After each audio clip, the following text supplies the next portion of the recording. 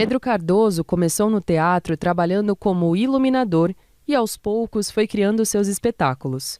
O primeiro deles foi Bar Doce Bar, em 1982, pioneiro do teatro besteirol no Brasil. A peça abriria espaço para a criação do grupo Asdrubal Trouxe o Trombone, que além de Pedro, revelou nomes como Regina Casé, Evandro Mesquita, Luiz Fernando Guimarães e Miguel Falabella. Ficou na TV Globo por 33 anos. Foi corredator da série TV Pirata e trabalhou em Anos Rebeldes e Comédia da Vida Privada. Mas, sem dúvida, seu personagem de maior destaque foi Agostinho Carrara em A Grande Família, papel que interpretou por 13 anos. As roupas extravagantes e o jeito malandro de Agostinho renderam a Pedro o prêmio de melhor ator internacional do Emmy 2008. No cinema, Pedro Cardoso se destacou em O Que É Isso, Companheiro, Redentor, além de Lisbela e o Prisioneiro, filme em que foi roteirista. Ultimamente, ele tem aproveitado o espaço das redes sociais para falar de política. Por lá, ele não poupa críticas ao governo Bolsonaro e encontrou um lugar para discutir os rumos do país. E esse é um dos temas do UOL Entrevista de hoje com Pedro Cardoso. Eu acho que ele tem toda a responsabilidade. O Bolsonaro é um torturador. Ele deveria estar preso, na minha opinião, há muito tempo. Ele provavelmente... É porque a gente tem que sempre dar para a pessoa a possibilidade da inocência até que a justiça prove. Então, eu digo assim, a impressão que eu tenho é que ele é um criminoso, quanto mais, que ele comete crime há muito tempo. A fragilidade da estrutura legal da democracia brasileira impede que ela se defenda de pessoas como Messias Jair. Ele deveria estar preso há muito tempo. Um crime dele, eu posso falar, porque esse eu presenciei. Quando ele fez um elogio ao torturador da Dilma, na presença dela, ele incidiu ali num ato de tortura. Você elogiar um torturador perante a pessoa que foi torturada é um ato de tortura. E isso é um crime contra a humanidade. Só por esse evento, ele deveria estar preso. Ele deveria ter respondido e deveria estar preso. E como ele, muitos, milhares de pessoas que incidem nesse mesmo crime de fazer elogio à tortura, à ditadura militar de 64, tentando colocar assim, atenuantes. Ditadura civil-militar, o golpe foi desejado, não foi tantos anos, na verdade foi só de 68 até 79. Há 1000 tentativas de haveria um golpe comunista no Brasil. Isso é tudo mentira, não haveria nada disso. Isso é tudo para justificar a violência deles, porque são pessoas de temperamento sádico. Um grupo de milhões de brasileiros colocou no poder executivo um homem sádico, um homem que tem prazer em matar, que tem prazer em torturar. É óbvio que esse assassinato é uma permissão que ele dá todos os dias em que ele vive, em que ele fala. Ele dá essa permissão para um incauto qualquer, achando que vai ser um herói, ir lá e cometer um ato desse. Então, a responsabilidade dele, mas não só dele, dos militares que o apoiam, essas lideranças militares que o apoiam, da classe política que não se opõe a ele institucionalmente, que não o tirou do cargo, e por aí vai, dos empresários que queriam aquela reforma trabalhista que o Temer fez, que, na minha opinião, é uma catástrofe para o Brasil. Tudo que se colocou contra o PT naquele momento tinha muito pouco a ver, na minha opinião, com os defeitos do PT, que existem e que não são defeitinhos bobocas, mas não é pelos defeitos que se tirou o PT do poder, é pelo poder ele mesmo. Aquele grupo queria simplesmente chegar ao poder para roubar e enriquecer, e é o que eles estão fazendo. A gente não consegue saber tudo, porque vivemos já praticamente num regime fechado. A Polícia Federal já não é toda a liberdade que deveria ter, o sistema jurídico do país claudica, enfim, a gente já não sabe tudo, como não sabíamos tudo durante a ditadura militar, como os argentinos só agora puderam condenar generais que matavam pessoas e roubavam crianças de mulheres grávidas para entregar. Enfim, nós vivemos uma situação que é, no meu tempo de vida, a pior que a gente já viveu. Você vê a possibilidade de um golpe de Estado, ele sugere o tempo inteiro que pode dar um golpe, critica as urnas eletrônicas. O ministro da Defesa vai um pouco na mesma linha também, pressionando a justiça eleitoral. Você acha que isso pode acontecer no Brasil? Eu acho que já aconteceu, entendeu? Eu acho que assim, haver o presidente da República, o ministro da Defesa, que ficam dando indiretas da possibilidade de golpe militar, já é um golpe. Isso já é um golpe militar. Isso já é uma atitude que, se vivêssemos numa democracia mais aperfeiçoada e plena, essas pessoas estariam respondendo na justiça. Um ministro da Defesa que aventa e até que, hipoteticamente, um golpe militar é um ataque à democracia. O Donald Trump deverá, eu espero, responder nos Estados Unidos, porque o que ele fez lá foi uma tentativa de golpe de Estado. E ele só não conseguiu porque o establishment militar americano não se aventurou naquela maluquice. Então, eu espero que ele lá seja preso também. E o Bolsonaro, ele só está lutando para não sair do poder porque ele sabe que, num regime democrático de direito, ele terá que responder. Ele e os ministros dele, os que ainda estão com ele e aqueles que saíram. Eu penso que isso é um grupo de bandidos, não é um grupo de políticos. Não é um grupo de patriotas, não é um grupo nem de religiosos. É puro e simples um novo cangaço. Isso que se chama um novo cangaço é muito mais esse grupo de pessoas do que os verdadeiros bandidos que estão assaltando o banco aí. Essa gente está assaltando a nação inteira. A Amazônia, como a gente viu recentemente, está loteada para grupos de bandidos. Aí não espanta que matem um, que matem outro. Sempre mataram, tá? Mas agora mata-se com menor preocupação. Então, acho que o Bolsonaro é completamente responsável por tudo isso. Espero que ele responda. Só tem uma utilidade do pobre no nosso país aqui. Votar. Título eleitor na mão e com diploma de burro no bolso. Para votar no governo que está aí. Só para isso, mais nada serve aqui. Então, essa política nefasta do governo de bolsas, em especial do Bolsa Carinhoso.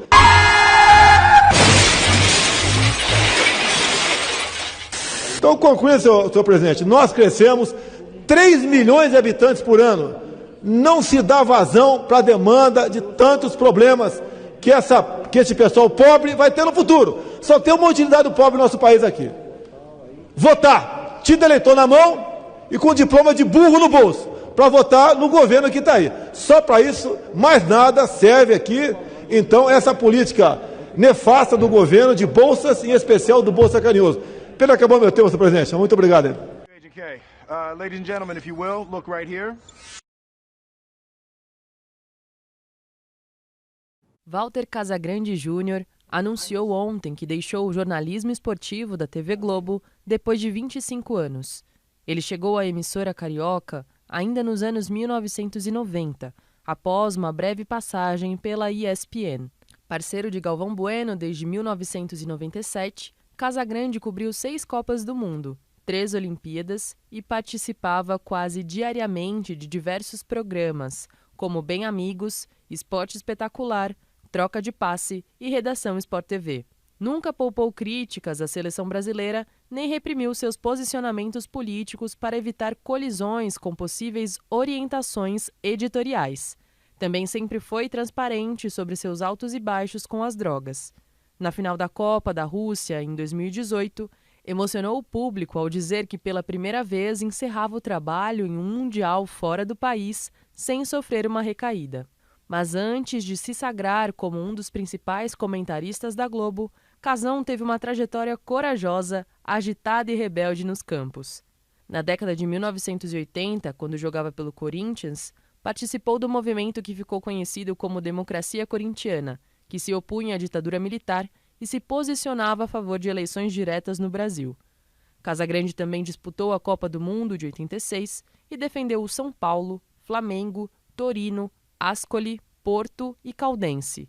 Aos 59 anos, sua vida também virou um documentário da Globoplay e rendeu os livros Travessia, Casagrande e seus Demônios e Sócrates e Casagrande, uma história de amor. E aí, cara, nós entramos num momento do país muito crítico, né? Desde 18 para cá, 17 para cá, teve a pandemia, teve Copa América aqui no Brasil, que em meio à pandemia, as pessoas morrendo, 4, 5 mil pessoas morrendo por dia, e os caras trouxeram Copa América para cá. Tem um presidente que ficou andando, continua fazendo motociata, e durante as pessoas morrendo e falando que não era coveiro, e aí não é problema meu, é contra a vacina. Eu não podia ficar falando que, porra, esse jogo foi maravilhoso, né? Esse cara foi o melhor em campo. Não é só isso, cara. Eu não tô lá para, eu não vou para nenhum lugar para fazer só isso. Não vou. Porque, não, e assim, não é questão. Eu também, as pessoas têm que tirar da cabeça, que somente, como eu estou livre agora, estou esperando propostas, as pessoas têm que tirar da cabeça que vou contratar o Casagrande, puta, o cara é político. Eu não sou político, eu sou comentarista. Só que eu sou cidadão brasileiro também. Né? O Casagrande. Eu não fui só jogador nem comentarista, eu sou um cidadão brasileiro. Primeiramente, eu nasci cidadão brasileiro, não nasci comentarista nem jogador de futebol. Então, olha só, Mili, você me conhece bem, você conhece a minha história, eu fui criado com as minhas irmãs, com a minha mãe, então eu sempre enxerguei a mulher dentro do mundo. Né? Eu sei onde está a mulher, eu sempre soube onde está a mulher. Eu entrava numa redação, podia ter 30 homens e uma mulher, eu sabia onde estava aquela mulher. Sabe? Então, eu nunca, para mim, a mulher, é lógico, eu sou muito feliz, muito contente com as conquistas, com as entradas, com a chegada da mulher em todos os segmentos, mas eu sempre enxerguei a mulher. Eu sempre enxerguei que ia acontecer isso. Porque não é por ser melhor, pior, não, é por questão de... O mundo é nosso. O mundo não é dos homens, não é dos homens machistas, né? E o mundo é de todos. Então, eu sempre enxerguei a mulher, eu fico muito feliz, trabalhei com muitas mulheres, meu contato com mulher é muito mais fácil do que com homem, tá? As minhas amizades, a grande maioria, são mulheres.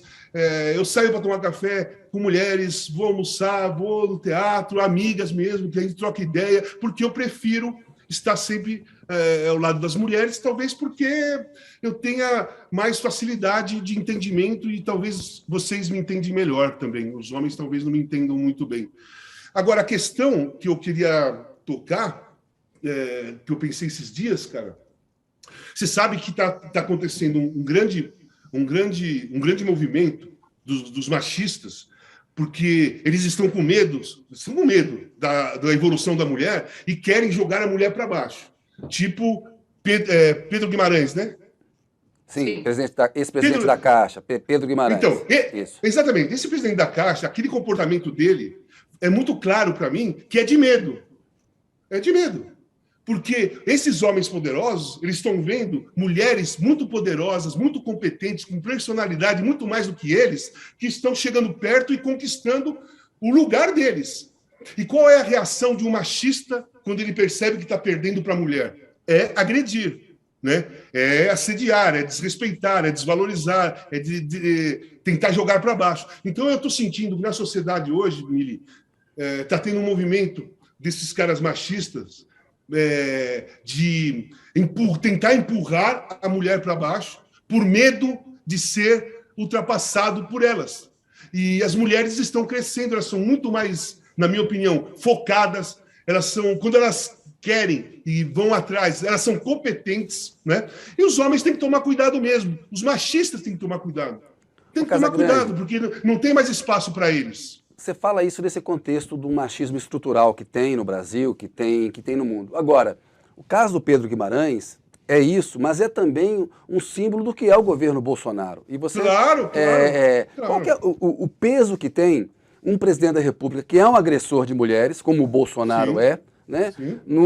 Ele emite um sinal verde para essas figuras como Pedro Guimarães, quando ele também desmantela o IBAMA, o ICMBio, fala que pode ocupar a Amazônia, ele está emitindo um sinal verde também para aumentar a violência no campo. Eu queria passar um pouco para essa coisa política, assim, a tua avaliação do impacto que o Bolsonaro tem nessa questão do machismo, mas também numa destruição institucional de políticas públicas no país.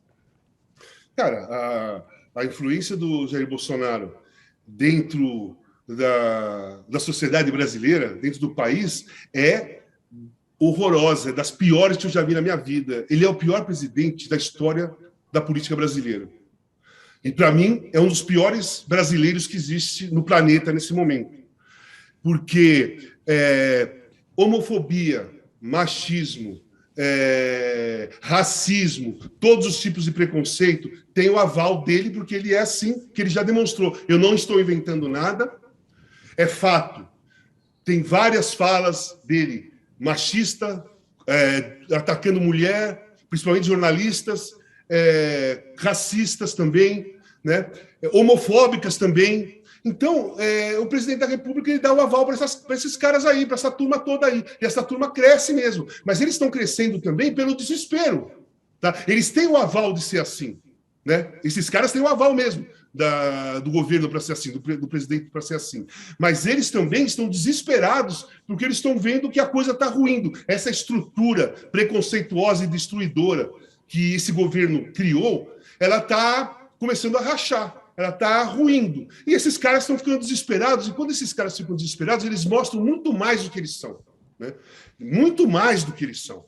Então, você vê, por exemplo, ataques ou comentários sobre mim, de Flávio Bolsonaro, de Eduardo Bolsonaro, de Jair Bolsonaro, é sem argumento, é mentindo, é fake news e super agressivo e com ódio, porque eles não sabem fazer outras coisas. Eles não sabem conversar. Eles não têm educação. Esse é um ponto. Por isso, eles não gostam de educação, eles tentam dificultar a educação do país porque eles não têm educação. Né? Eles agridem mulher porque eles não gostam das mulheres. Né? E o preconceito é tão grande dentro dessa estrutura que todo mundo que é uma minoria ou que faz parte fora do padrão da sociedade bolsonarista é atacado, é destruído, é agredido, é ameaçado. É assim que se vive. Sobre isso, Cazão, sobre isso. Você sempre foi um comentarista que declarou a sua paixão pelo Corinthians. Sim. E isso, eu acho, nunca te atrapalhou, embora você possa ter ouvido muita coisa por conta disso.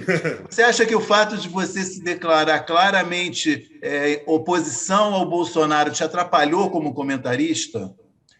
Teve algum efeito sobre o teu trabalho como comentarista? Não, que eu saiba, não. A questão é a seguinte, quando eu fui na Fátima Bernardes e falei do Bolsonaro, falei tudo o que eu achava do governo Bolsonaro. É mentiroso mesmo, é fato, é cruel, é perverso mesmo, de verdade, e é covarde. São coisas que são fatos. Você pega a história de 4 anos do país, você vai ver que quando você for fazer uma análise, uma pessoa de fora, vem um marciano para cá e você mostra o que aconteceu o que está acontecendo no Brasil de 4 anos para cá, o marciano vai falar assim, caraca, isso é covardia. Pô, mas isso é uma mentira. Que crueldade. Nossa, esse cara é muito perverso. Vai ser a definição de um marciano, se ele descer aqui e for conversar com uma pessoa que explique para ele o que está acontecendo no país. Então, assim, quando eu falei na Fátima, eu falei com o Walter Casagrande Júnior, cidadão brasileiro, eu não estava lá como comentarista.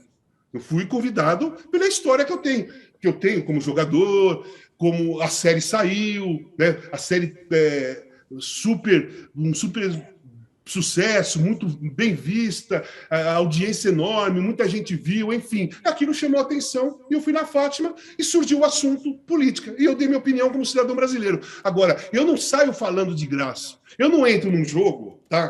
Corinthians e Palmeiras. Eu sento lá, aí vai começar o jogo e falo assim, o Bolsonaro é um mentiroso e é perverso. Eu nunca fiz isso. Eu falo em cima de contexto. Se o assunto surge, eu falo. A gente está vendo uma polarização grande entre o Bolsonaro e o Lula, né? E você já se declarou eleitor do PT, eleitor do Lula. Por que você acha importante votar no Lula nessa eleição? Bom, primeiramente, eu gosto de explicar que eu sou contra, até o fim da minha vida, ao governo Bolsonaro. Okay? Sou contra. É esse meu princípio. Meu princípio básico é esse. Segundo, eu sou PT, sempre votei no PT, votei no Ciro também. E o Lula é um cara muito mais capaz, muito mais preparado, muito mais inteligente, sabe? Muito mais social, sabe? Muito mais político. Não dá para comparar Jair Bolsonaro com Lula, gente. Independentemente da polarização, independentemente se eu vou votar no Lula ou não, quem vai votar no Lula ou não, esquece. Não dá para comparar o Lula com o Jair Bolsonaro. É covardia com o Jair Bolsonaro, entendeu? É covardia. Tudo que ele seria para ele. Se eu fosse comparar Jair Bolsonaro com Lula, eu ia ser perverso com Jair Bolsonaro. Eu ia ser cruel, sabe? Porque não dá. Ele não tem a mínima capacidade. É distante a capacidade dele e a competência dele para ser presidente do país em relação ao Lula. Isso aí é fato. Agora, as pessoas falam, o Lula foi preso, ou o Lula roubou, ou isso, aquilo, ou aquilo outro. Cara, o momento é o seguinte, ele está preso? Não. Ele pode se eleger? Pode. Tem processo? Não. Ele é candidato? É. Então, eu não vou votar nunca em outra pessoa que não seja o Lula, nesse momento. Jamais. Se o Ciro pudesse ganhar do Bolsonaro, eu também votaria no Ciro. É Ciro e Lula para mim. São dois caras que muito mais preparados assim do que a família Bolsonaro inteira. Se juntar a família Bolsonaro inteira, não dá unha do Ciro e do Lula.